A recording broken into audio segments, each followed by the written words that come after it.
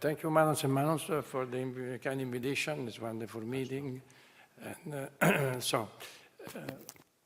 we all know that the risk factors for a banker repair to fail are shoulder hyperlaxity, capsular tissue deficiency, bone defect, and contact sports. And according to hyperlaxity, we have to find two signs in the clinical setting. The sulcal sign that it's due to an elongation of the coracohumeral ligament and elongation of the anterior inferior capsule with the Coudan test positive at 90 degrees of external rotation with the arm in adduction. When you find these two, you have to suspect a districtural hyperlaxity. And you have to ask the patient if he had an atraumatic dislocation with no big trauma. Then contact sports, this is obviously another risk factor. And the bone defects. To measure the GBL, the best way to measure it now is the PICO method, but it's still difficult because needs high manual skills in positioning the best ideal circle and in determining the border area of the defect. So we can have a high chance of error. And then the bipolar defect is still difficult to calculate, but Giovanni will show how to measure it. But right now, it's a very important concept, but generally difficult to measure.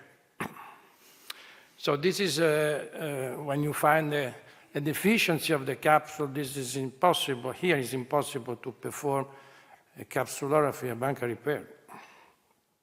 Another concept, when you have a chronic dislocation anterior, these are all papers that describe that in these cases, the upper third of the subscap, especially the upper third of the subscaps, has to be lax. It's not normal. On the left side, you have a normal subscap. On the right side, you have an elongated subscap, the older capsule that is lax. So you see there is a different. Let's talk to the Latarjet. We think right now that if you don't have a bone loss, no matter what is the expectation of the athlete, I think it's not correct to indicate a Latarjet, especially when you can see here that you can have a resorption of the graft, and this is very frequent, and you have the metal that can maybe ruin the cartilage of the humeral head. Because right now, you can have other options. And then there are these two papers, and then there is another paper written by my good friend Giovanni that shows us that you can have in a good percentage reabsorption of the graft. And in the right paper, they say that this is not due to a glenoid bone loss that is not so severe, but it can reabsorb either way. And then these are, when we perform this procedure, we have to always think about the complication. The Irish doctor showed us even nerve early postoperative complication. So this is the surgery that I published a long time ago right now. And before and after the surgery, when you have a not good capsular tissue. And it works, wait a minute, in the opposite side of the remplissage, because the remplissage pulls the humeral back and the ASA pushes the humeral back, as you can see. And this is what you can see inside. So in the anterior portion of the shoulder, you see the anterior, what the tenodesis does. And this is in the back. You see, you can see that the humeral head is pushed behind.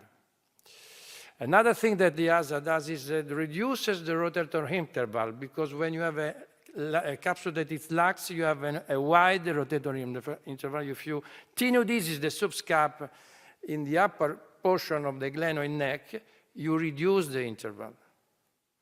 We did a study with, multiple study with the CR Gascot, and we saw that we make comparison of 4 techniques: the remplissage, the ASA, the Latarjet, the arthrolatarjet in 229 patients, and we saw that when the GBL was less than 15% and the EASI score was more than 3, we had quite the same results.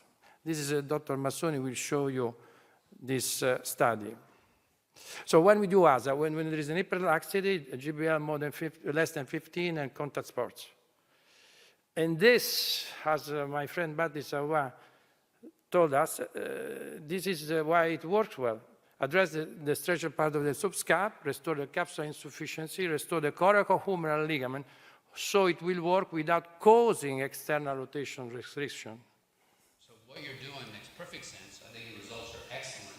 You should not see, as long as you limit it to the upper subscap, then you have 2 advantages, not just the fact that you're tightening the subscapularis, but also that you're shortening the more medial band of the coracohumeral ligament and thereby restoring better stability to the shoulder, including the posterior inferior component. That's why it works, and it works very well. So you should be congratulated. It's a nice operation. So this is a guy that has EASI score 8, GBL less than 15. We performed an ASA. The EASI score was 8, but so some time ago you should have gone and go to do a Latarjet, but we did an ASA because the GBL was less than 15.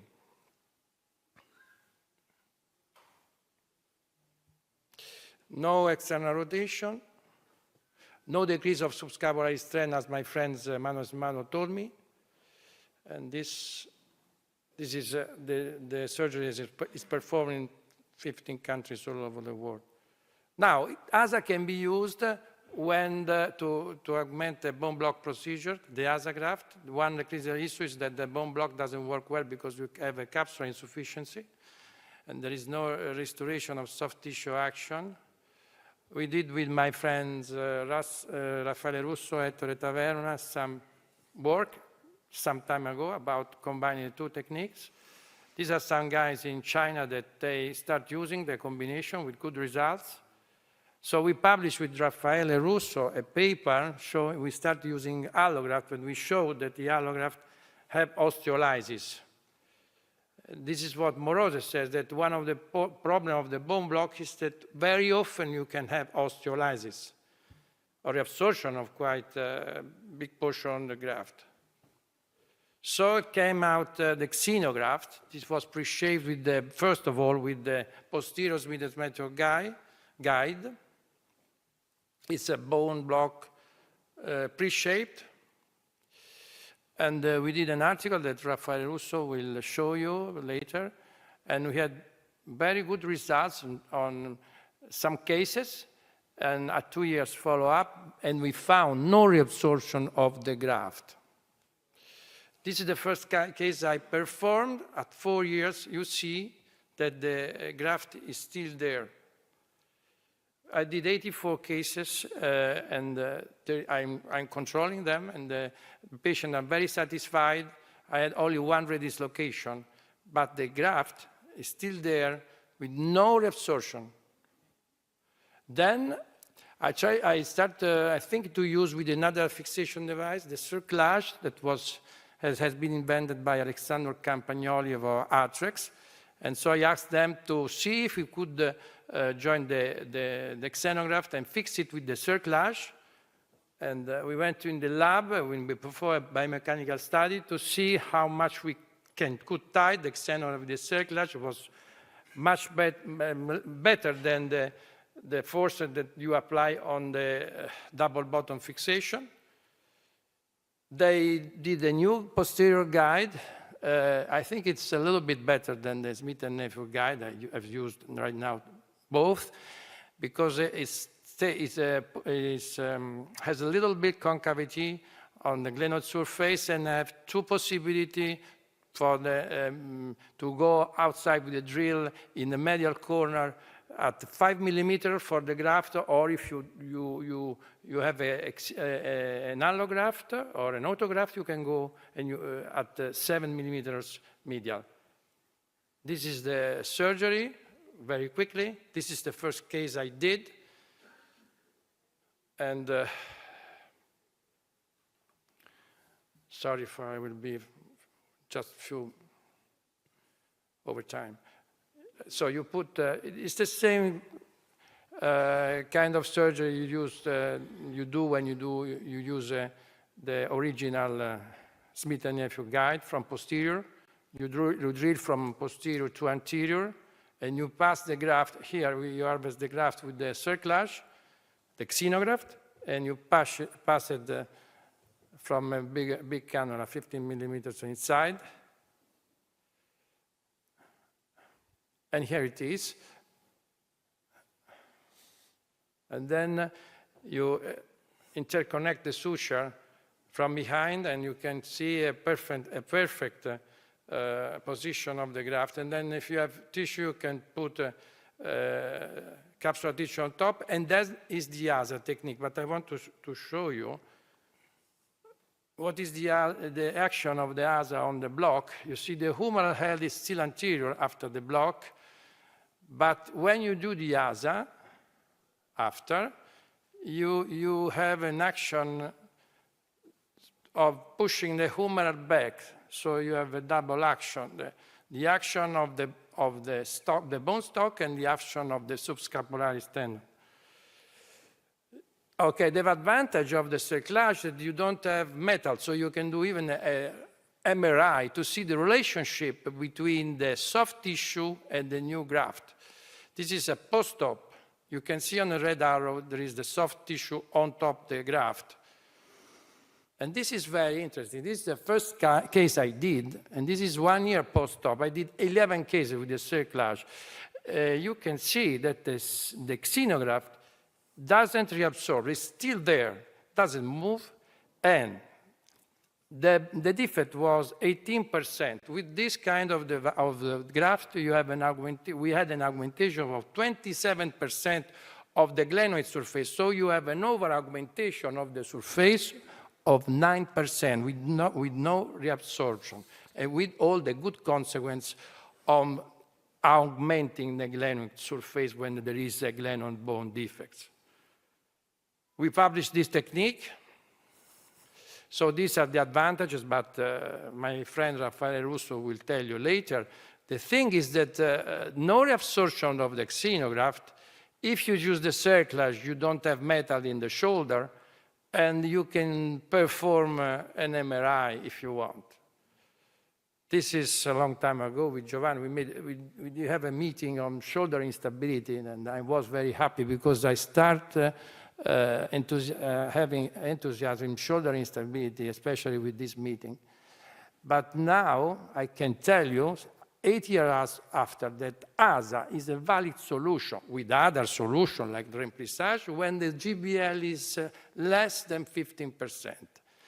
And the ASA graft, but we have to see in the future years, can be an interesting option when the GBL is more than 15%. And so we can, fortunately, probably avoid surgeries that can lead big complications. I will invite you to Boston at the next meeting of the next ANA, because I am also always even in the international board of the society. Thank you so much.